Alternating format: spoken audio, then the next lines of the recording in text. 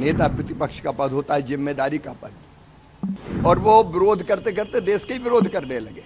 मैं भी गया था अमेरिका, मुझे उस समय मनमोहन जी प्रधानमंत्री थे, मुझे पूछा गया था, अमेरिका में पूछा गया था क्या भारत के प्रधानमंत्री अंडर अचीवर है। मैंने कहा नहीं, वो भारत के प्रधानमंत्री है, कांग्रेस के नेता नहीं है, और हमारा प्रधानमंत्री अंडर अचीवर नहीं हो सकता। राहुल गांधी जी भारत जोड़ो यात्रा तो करते हैं, लेकिन ना तो भारत से जुड़ पाए ना भारत की जनता से जुड़ पाए। राहुल जी नेता प्रतिपक्ष हैं, और नेता प्रतिपक्ष का पद होता है जिम्मेदारी का पद।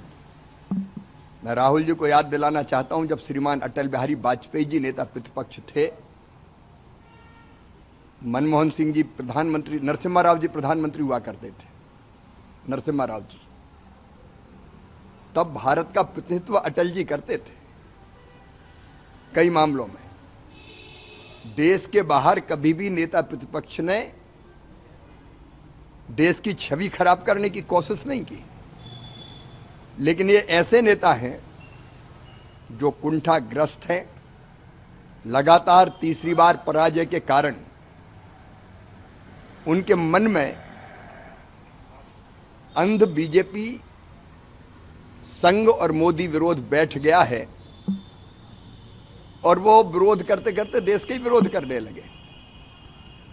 देश के बाहर कांग्रेस और बीजेपी नहीं होती,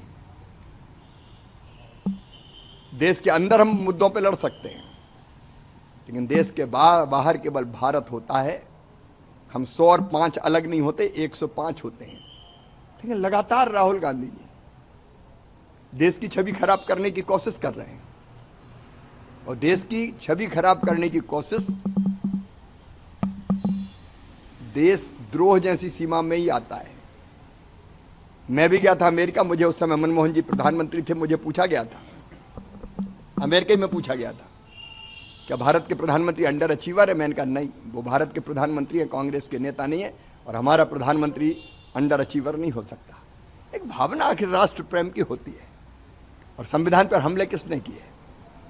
इमरजेंसी कौन ने लगाई? संविधान को तार तार करने का पाप किसने किया? राहुल गांधी जी भारत जोड़ो यात्रा तो करते हैं, लेकिन ना तो भारत से जुड़ पाए ना भारत की जनता से जुड़ पाए, यहां की संस्कृति, जीवन मूल्य और परंपराओं से जुड़ पाए। दुर्भाग्यपूर्ण है राहुल गांधी जी का ये व्यवहार।